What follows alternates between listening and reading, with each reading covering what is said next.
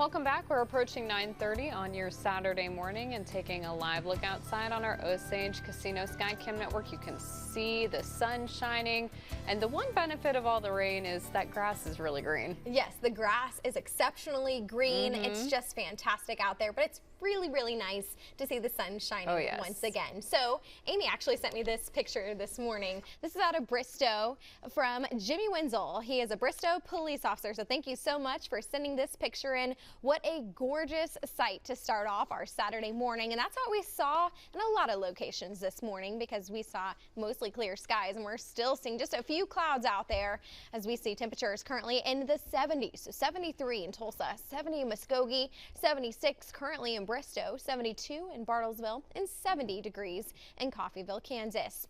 So we'll continue to warm up nicely to see afternoon highs topping out in the upper 80s to low 90s.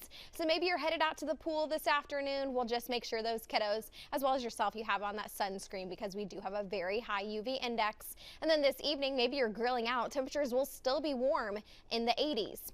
So here's a look at our muggy meter over the next several days. For us this weekend, it's not too bad. We have drier air in place, which is helping to have us have not quite as humid as conditions, but then those muggies are going to return as we head into the work week. Amy.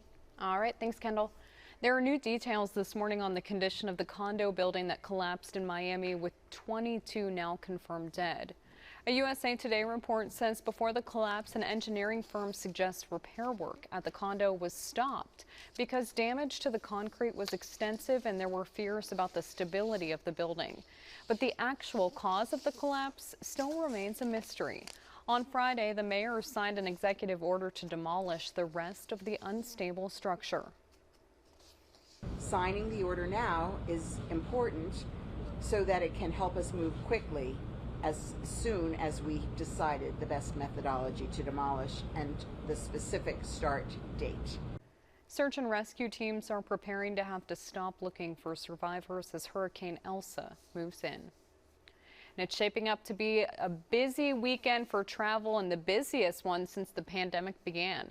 But with new COVID-19 infections up in more than 10% in a week nationwide and the more contagious Delta variant spreading among the unvaccinated, health experts are expressing concern. Natalie Brand has those details.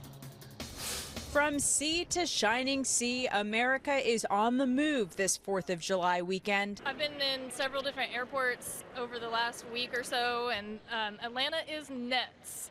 Airports, including Atlanta, Washington, D.C., and Seattle, are teeming with travelers ahead of America's 245th birthday. I've never seen it like this before, ever. Been traveling all my life. We just needed to get away. This New Jersey couple is taking the grandkids to the beach. We've been locked up for a long time, so we're getting ready to do a lot of fun stuff. There's pent-up demand to celebrate together in person, but as officials here in Washington prepare for a flood of visitors, they are urging those who are not vaccinated to social distance and mask up.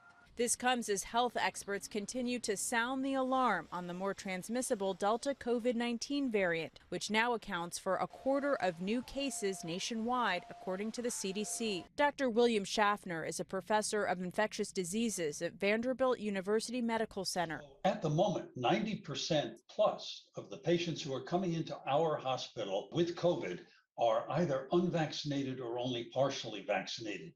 The doctor says the majority of those patients are younger or middle-aged, and he says if you're going to gather in crowds this weekend, try to make sure the people around you are vaccinated. Natalie Brand, CBS News, Washington. Meanwhile, some health leaders here in Oklahoma are calling on the state to do better when it comes to testing for COVID-19 variants. They say the Delta variant is rapidly spreading nationwide. Dr. Dale Bratzler with OU Health says due to a lack of testing, it's hard to measure the spread here in Oklahoma. A small number of cases have been identified in Oklahoma, but I don't think we're doing enough genomic sequencing to actually know. The state's calling on hospitals and labs to send them samples that can be tested. And people across Green Country are eager to sound off fireworks and take part in a holiday weekend full of festivities after a quiet 4th back in 2020. News on 6's Ashlyn Brothers joins us live with fireworks safety tips the Tulsa Fire Department wants you to know. Good morning, Ashlyn. Good morning, Amy. We the people love a good fireworks show. It's an American tradition, but with every party comes the responsibility of picking up. Now, leaving firework waste in the road or on the curb is not only considered littering, it's actually a huge safety concern for kids and pets. Andy Little with the Tulsa Fire Department reminds everyone that setting off fireworks within Tulsa city limits is illegal, but Little says Oklahomans in outlying areas should use caution and avoid picking up used fireworks with their bare hands. He tells me content should be cool before disposing of them, and that if the packaging is hot, the firework could relight itself. Same goes for duds, which may not go off on cue, but could still go off without warning. Firefighters recommend keeping a fire extinguisher handy and buckets of water nearby. As an extra safety precaution, you can soak used fireworks in water overnight and put them in a plastic bag to retain moisture before throwing them away. The newly contaminated water should then be tossed in a toilet versus storm drains or in your yard. It's very important that parents are attentive to their children. You can't look away for even a minute. And fireworks are not toys. They're not something that children should be playing with. I'm told that any leftover fireworks should be safely stored in a cool, dry location far from gas or electric appliances and out of reach of kids. Live in Tulsa, Ashland Brothers, Oklahoma's Own, News on 6. All right, thanks, Ashland. And if you'd rather watch fireworks instead of setting them off yourself, we've got a few options for you. This morning, the Collinsville Independence Parade kicked off at 9 at Collinsville City Park, with fireworks happening tonight at 9 o'clock.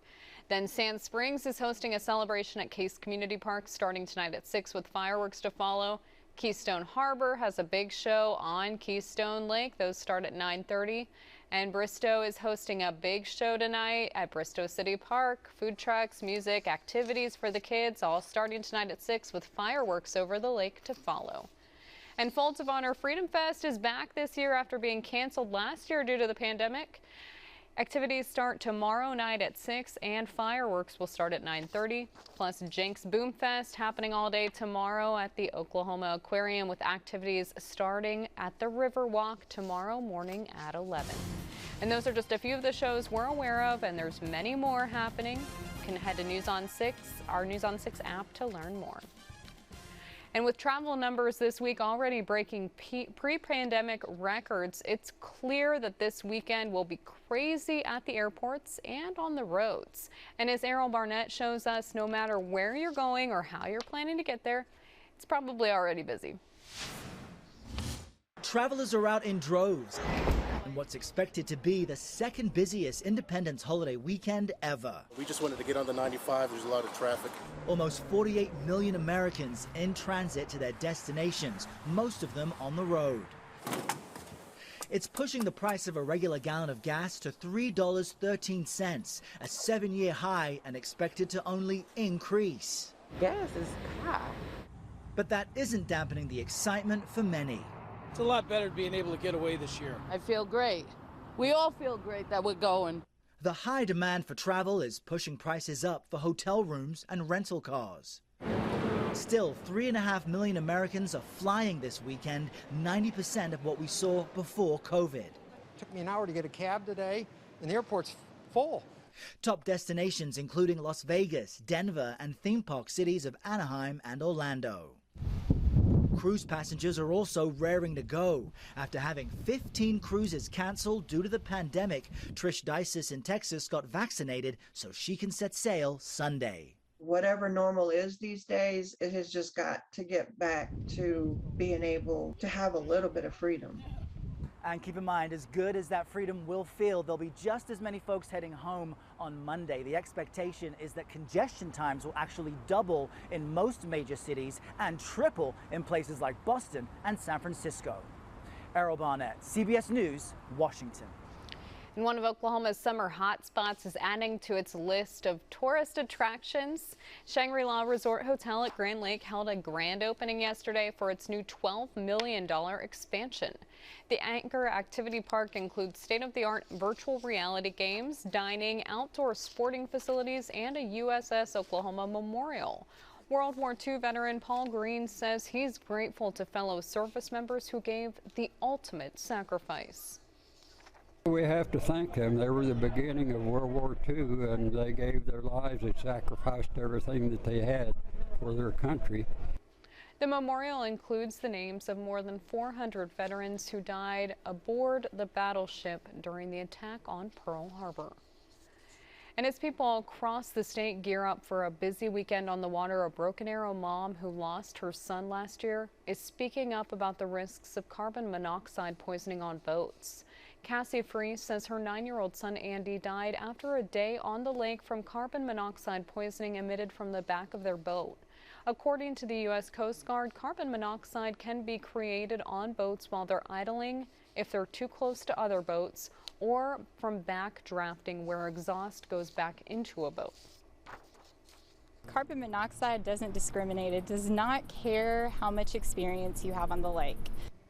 More information on how you can stay safe out on the lake can be found on our News on 6 app. From the Bob Mills Weather Center, meteorologist Kendall Smith.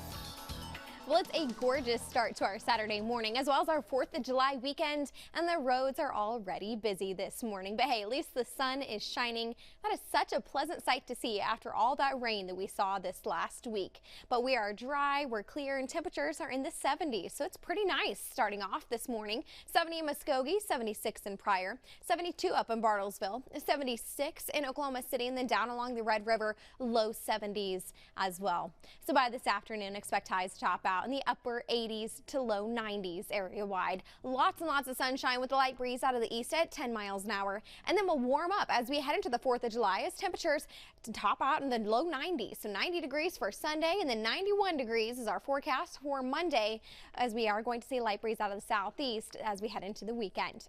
So here's a look at our floatcast for the Illinois River near Tahlequah. So right now our current stage is 6.3. Now ideal floating conditions are right around 5 feet. So we are going to see that increase as we head throughout the day today as well as tomorrow. But then it will slowly decline as we head into Monday. Amy. All right, thanks, Kendall. Well, coming up, a major sporting goods company is helping raise money for people here in Tulsa. We'll give you a look at the new Black Wall Street basketball collection that will benefit the Tulsa YMCA. And after the break, News on 6 anchor Dave Davis has this morning's Consumer Report.